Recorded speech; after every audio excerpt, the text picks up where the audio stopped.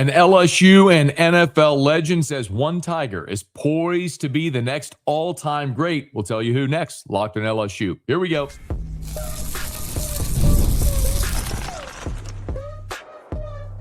You are Locked On LSU, your daily podcast on the LSU Tigers. Part of the Locked On Podcast Network, your team every day. Okay, let's get it. It is Locked on LSU. I'm your host, Matt Moscona. Thanks so much for making us your first listen. LSU beginning week 3 of their first spring under Lane Kiffin. And when they polished off week 2, they had a special guest at practice, Todd McClure, a local product from Central High who was all-state in 3 sports, a guy who became a first-team All-American at LSU, 2-time first-team All-SEC, went on to the National Football League where he played a decade and a half for the Atlanta Falcons and is currently in the Atlanta Falcons Ring of Honor, one of the greatest players in the history of that organization. Todd McClure is, by any definition, an all-time great. He was recently elected to the Louisiana Sports Hall of Fame. Well, after practice on Thursday, Lane Kiffin shared a photo of he and Todd McClure at practice. Well, McClure was a guest and got to watch that practice. And so I invited Todd McClure onto my radio show to talk about what he saw from Kiffin, from the team as a whole. And I asked him his impression. And the first thing you're going to hear him say is talk about the tempo, which a lot of these guys have already talked about. But then he starts talking about one player in particular, someone who he says and sings of the highest praises. Oh, you got to hear this. Give a listen. Man, I was blown away with the speed of practice, the tempo. Nobody was standing on the field, in between drills. And then when they were in team periods, the thing that blew me away the most was the tempo that the offense was getting plays off. And I think, Trey'Dez Green obviously is going to be a feature this year. He's going to be a guy that I think we're going to look back. You think about the greats that played at LSU, whether it's Maravich or Shaq or Burrow or Chase, those guys. You can go through baseball. But I think we're going to look back after this year, and Trey'Dez is going to be one of those guys when you look 20 years from now, you're going to think about him. Because I think the way this offense is structured, he's about to be showcased, and he's just a freak, and looking forward to it. We know the physical ability for Trey'Dez is there. I mean, that's all undeniable. What did you see on Thursday that leads you to believe he's poised for a breakout in this offense? A couple things, obviously, besides his physical ability, but what Lane and the offensive staff is doing with formations.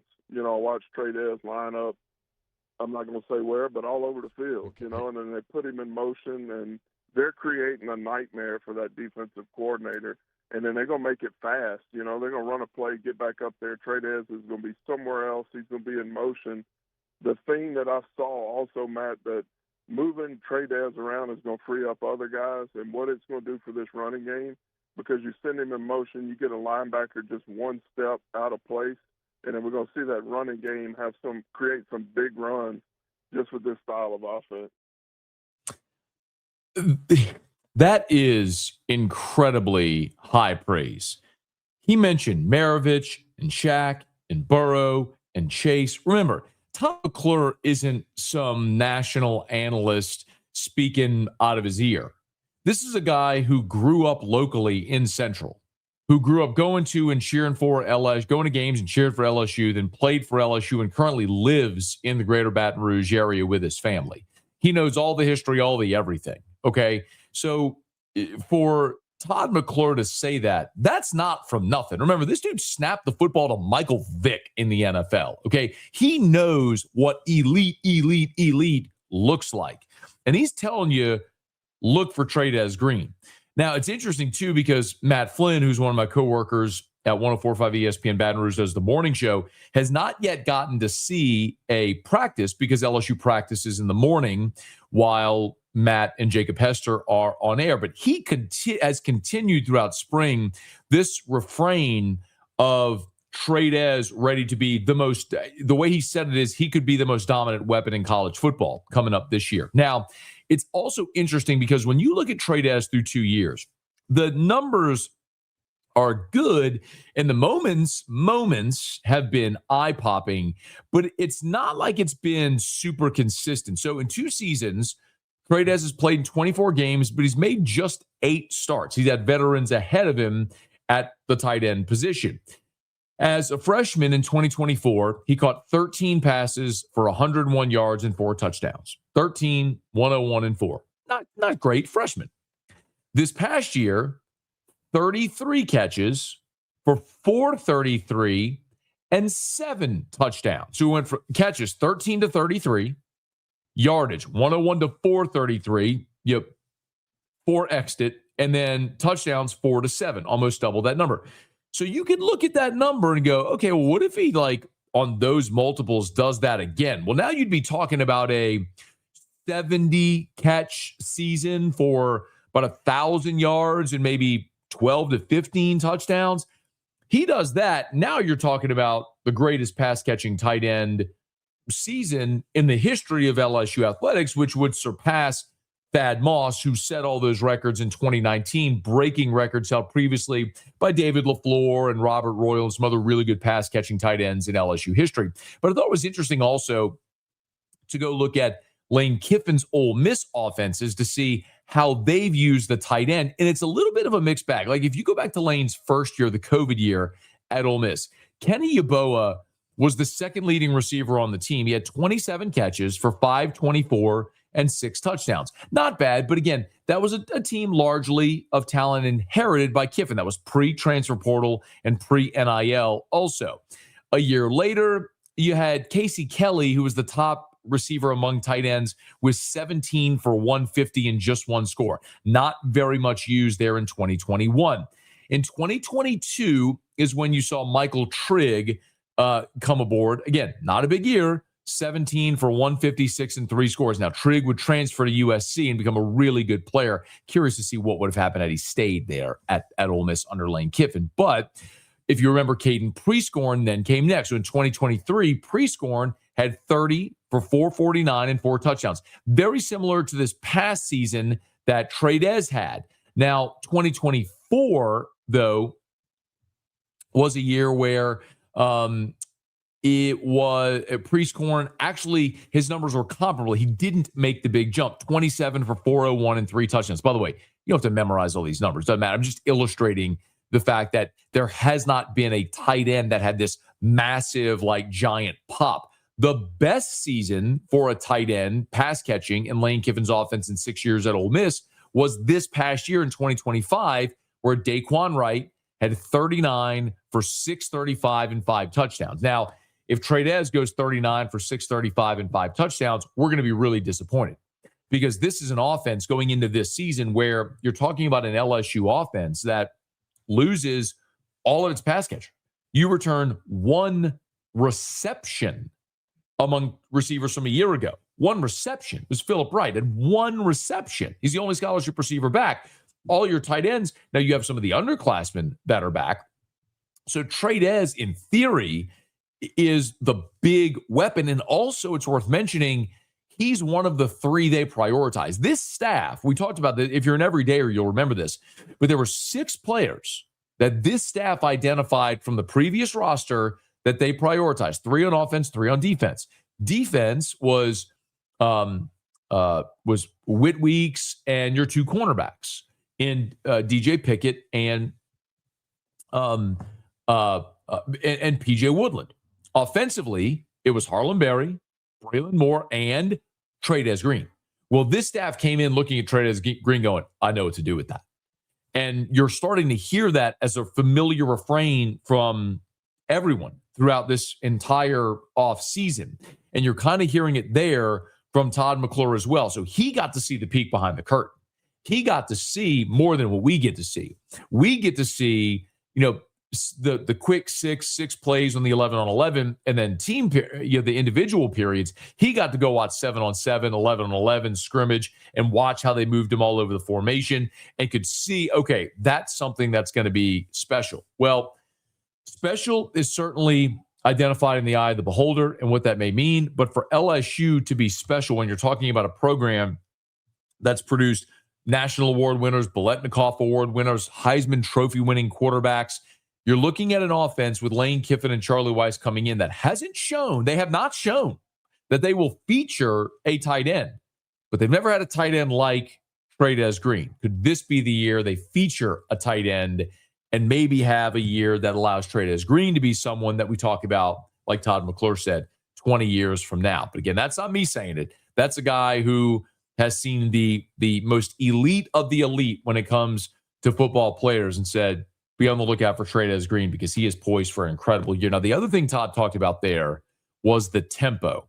And I asked him a follow-up on that tempo that I want you to hear. And we're going to get to that as we continue. Stay with us. It's Locked on LSU, your team every day. I'm Clea Butler, host of Locked On Women's Basketball, and this is Mazda's Women's Basketball Snapshot, celebrating the work no highlight reel can ever capture.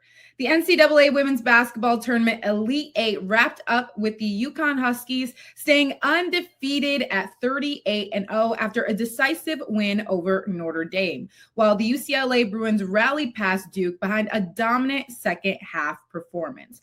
On the other side, the remaining 1 seeds in South Carolina and Texas will be determined after their matchups against TCU and Michigan, respectively. Next up, the Final Four is set for Friday in Phoenix, with the winners advancing to the national championship on Sunday. These moments are earned off the clock, those long before the lights ever come on. The sweat, the fakes, the doubt, the scrapes, and coming back for more every time. Mazda puts that same drive into every detail. Wins define the moment, putting in the work, that defines you. There's more to a Mazda because there's more to you.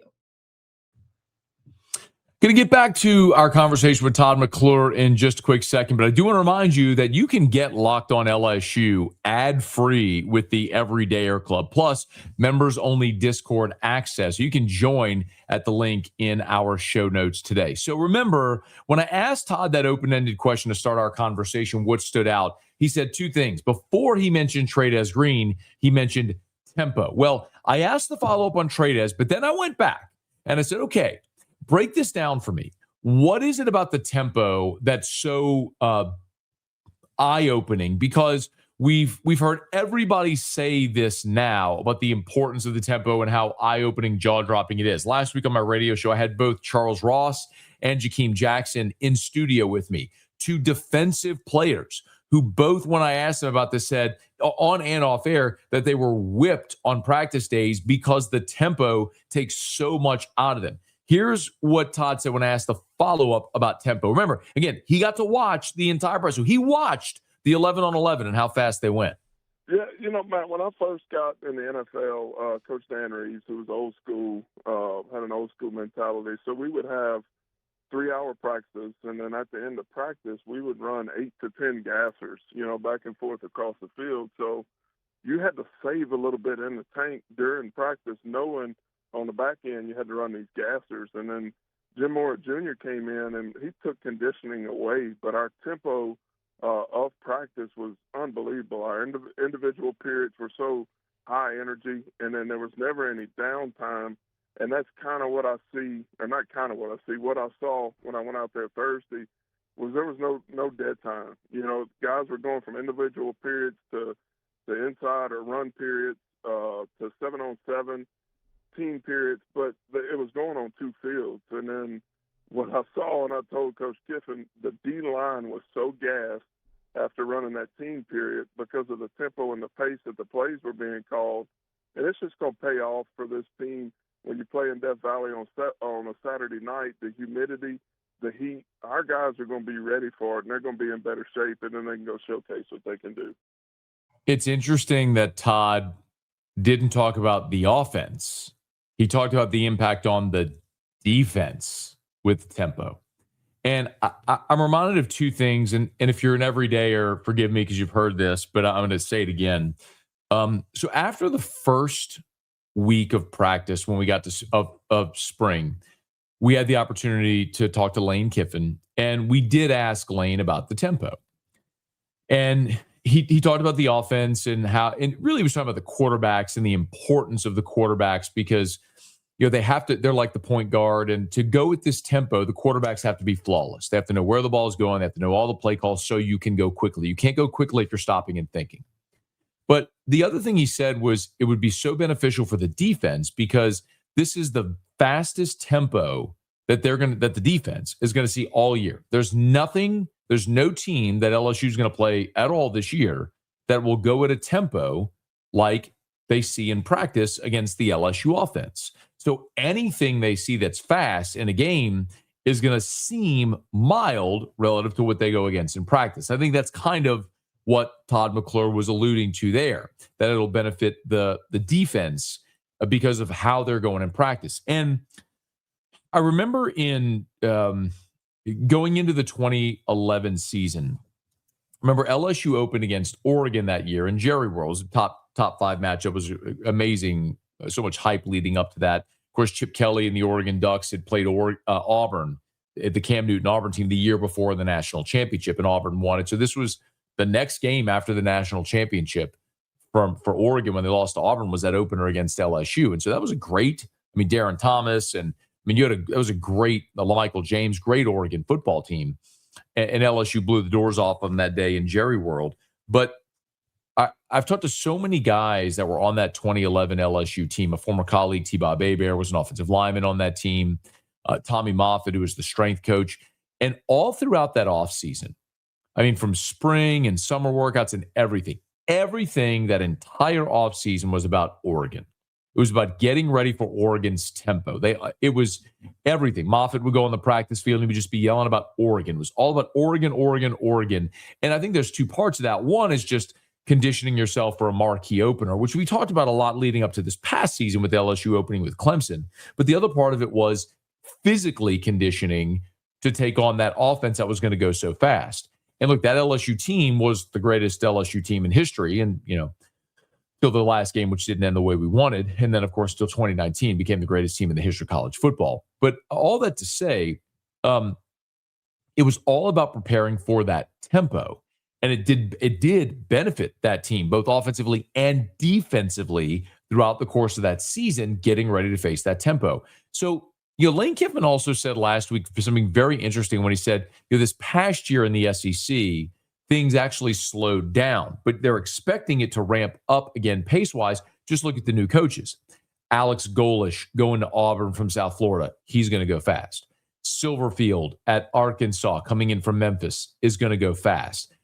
Will Stein going from Oregon to Kentucky, replacing Mark Stoops. They're going to go fast. So some of the places in the league that have new coaches are also seeing a fundamental change in what they do offensively. Look, Kendall Briles is the new offensive coordinator at South Carolina. Now, LSU doesn't play South Carolina this year, at least not in the regular season, but that's a change going from Mike Shula to Kendall Briles. They're going to go fast.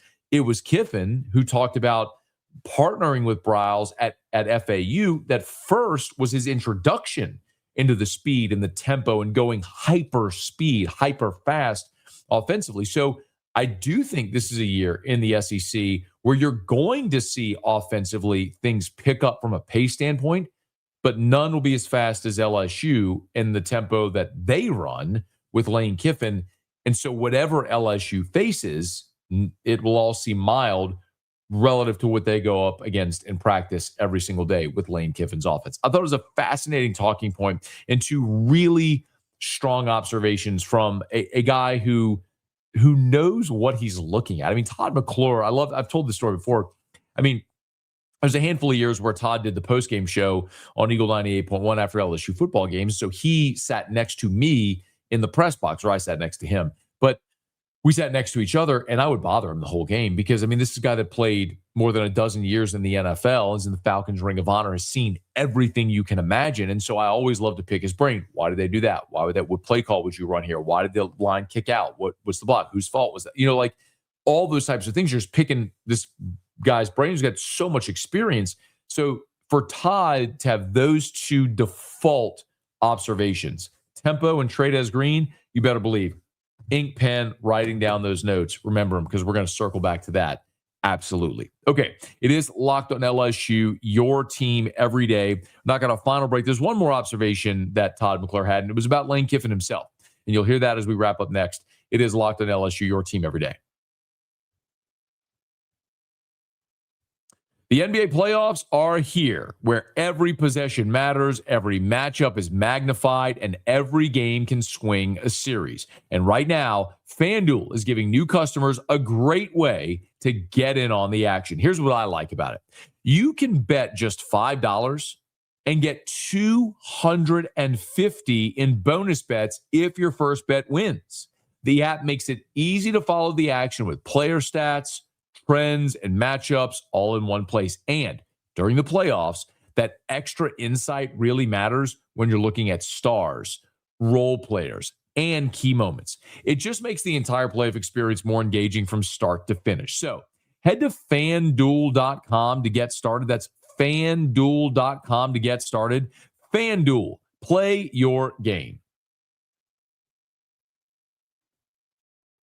There's one more tidbit from our conversation with Todd McClure I thought you might find interesting, and it was when I asked him about Lane Kiffin himself. Now, maybe the timing of this is a little loaded because this is just about a week after Trey'Dez Green made the comments he did when he was asked to compare Lane Kiffin and Pete Golding and their styles, and it came across as a shot against Lane Kiffin, and maybe it was. I don't know Trey'Dez Green, so I can't say definitively if his comments were a shot against Lane Kiffin.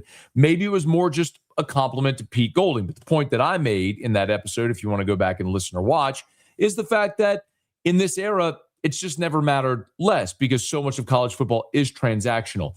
Nevertheless, I did ask Todd McClure his opinion of Lane Kiffin, keeping in mind he had never met Lane Kiffin before until last Thursday when he was at practice. This is what Todd McClure said were his observations of Kiffin. First impression, I was blown away, and that's one of the things I wanted to see at practice was he just like the GM type that stood back and just kind of watched offense, kind of watched defense, with his arms folded, but he was fully invested in every rep, every snap, the formations, making sure they were crisp, hands on his knees like he was right there in the huddle, and then talking with his coaches.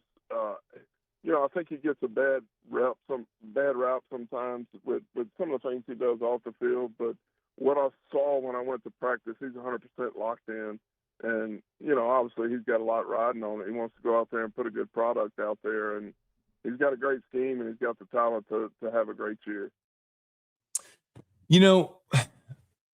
Todd McClure is interesting because he played at LSU under Jerry DiNardo, but he went to the Atlanta Falcons, and you heard him say when he got into the league, he played for Dan Reeves, and Dan Reeves was sort of an old school coach, right? Most of us know Dan Reeves from his time with the Denver Broncos.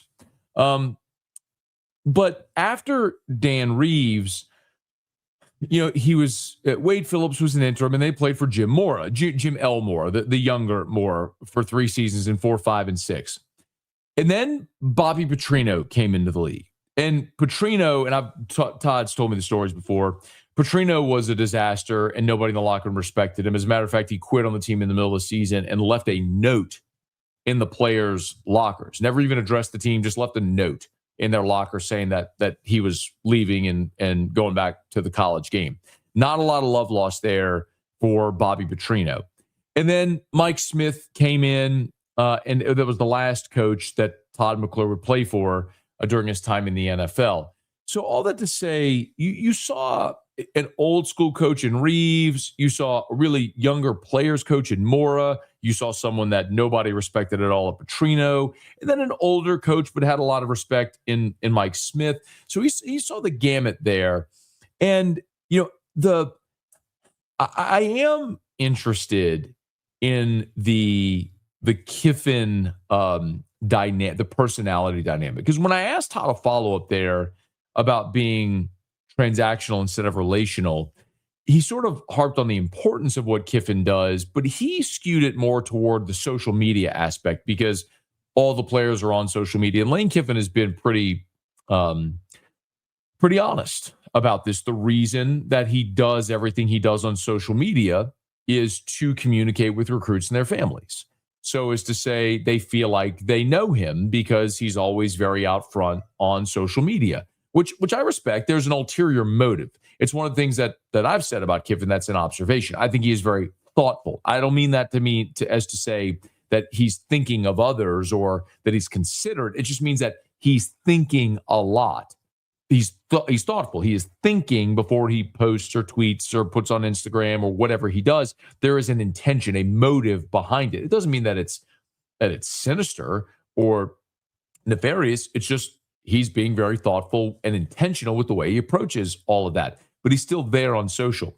But I do think I'm going to be interested because of the Trinidad Chambliss conversation.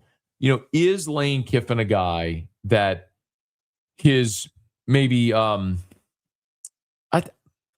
if that's the right word, in interpersonal relationships, again, I think in a different era that could cost you in recruiting, just don't think that it's ever meant less. And you hear Todd McClure talk about it and his first interaction with him, it certainly wasn't a negative thing. And I think if it was, he would have been candid enough to say it. So all that to say, man, LSU in this era might just have the perfect blend of a guy with NFL experience, with high-level college experience, who's got personality, who's out there on social media, but who can keep to himself a little bit and understands the business and transactional side of it. Lane Kiffin might just be that perfect blend. Again, I'm not sitting there trying to suggest that Kiffin's going to spend the rest of his career at LSU. I think, we all look at his history, and I always say it, actions speak louder than words. And maybe it's 4 or 5 years at LSU and he's on to the next. But my point will continue to be, if it's 4 or 5 years and he wins a championship, then I don't care. Great. He would have used LSU and LSU would have used him for each of their greater goods. And I'm for that. Now, if he ends up here for another 15 years and wins multiple championships in a lot of games, that's awesome too. But I think mostly I just want to know is, can his style work at LSU? And the early returns are pretty good. But then again, he hasn't lost a game yet. So we'll see what that reaction looks like if and when the inevitable happens. Long way from that. In the meantime, we'll have you covered every single step of the way. So if you're on podcast, please subscribe. Same on YouTube. Smash the like button, subscribe to the channel, hit the bell so you're notified whenever we post a new video. It's Locked on LSU, your team every day.